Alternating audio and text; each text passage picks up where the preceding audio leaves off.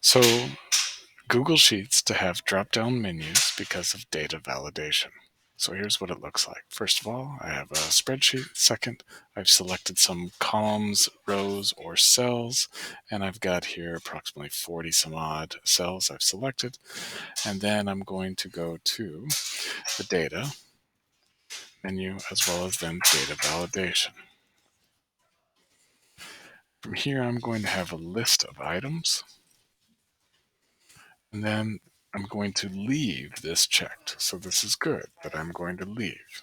Then I can put 9th, 10, 11, 12, and then when I click save, it will have those drop-down choices there for me.